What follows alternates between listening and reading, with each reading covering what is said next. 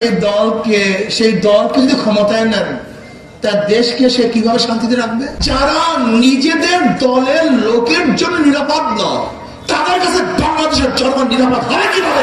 এক জাহান্নাম আর এক জাহান্নামকে খায়। এখন দেখি বিএনপি কে খায়। মানুষ মুক্তি পাওয়ার জন্য, শান্তি পাওয়ার জন্য, বৈষম্য দূর করার জন্য জুলাই আগস্ট বিপ্লব করেছিল। কেন? আওয়ামী লীগ কি করেছিল? দুর্নীতি করেছিল। আওয়ামী লীগ কি করেছিল? চাঁদাবাজি করেছিল। আওয়ামী লীগ কি করেছে? ধর্ষণ করেছে।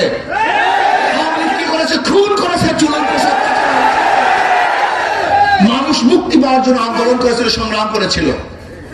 আমরা আর চাঁদাবাজের শিকার হব না, আমরা অবৈধ খুনে আক্রান্ত হব না, খুনি হব না, আমরা জুলুমবাজের শিকার হব না, অত্যাচারিত হব না।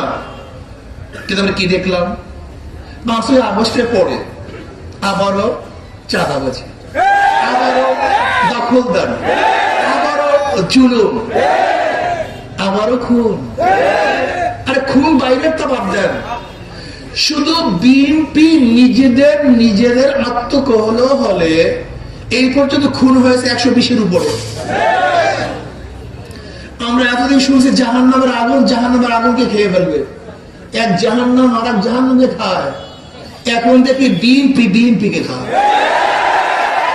যারা নিজেদের দলের লোকের জন্য নিরাপদ নয়, তাদের কাছে বাংলাদেশের জনগণ নিরাপদ হবে কিভাবে?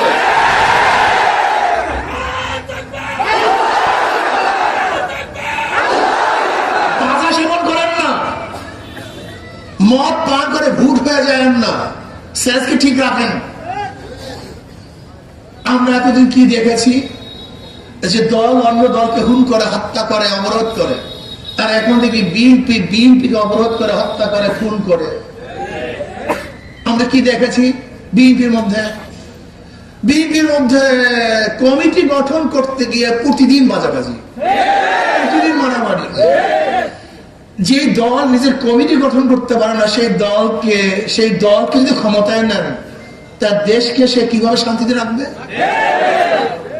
কিভাবে ঐক্য রাখবে? আজীব ব্যাপার। যাদের দলকে নিজেরা সংগঠিত করতে পারে না, ঐক্য করতে পারে না, তারা বহুবিধ মানুষের নীতি আদর্শের মানুষকে ঐক্য করবে কিভাবে? সম্ভব কিভাবে? তারেক জিয়া সাহেব বক্তৃতা করেছেন, আমি দুর্নীতির বিরুদ্ধে, যারা আমার দলের মধ্যে দুর্নীতি করবে আমি তাদের বিরুদ্ধে অ্যাকশন নেব, বিচার করব, বহিষ্কার করব। আমি জবাব দিয়েছিলাম, কয়লার কোন অংশ পরিষ্কার করবেন? কয়লার কোন অংশ পরিষ্কার করলে পরিষ্কার হবে? হ্যাঁ, যাদের জন্মই দুর্নীতি, যাদের জন্ম চাঁদাবাজি, যাদের জন্মই খুন, যাদের সময় 5 দেশে দুর্নীতির চ্যাম্পিয়নশিপ লাভ করেছে, তাদেরকে আপনি কোন জায়গায় পরিষ্কার করবেন? তাদের কি সংস্কার করবেন?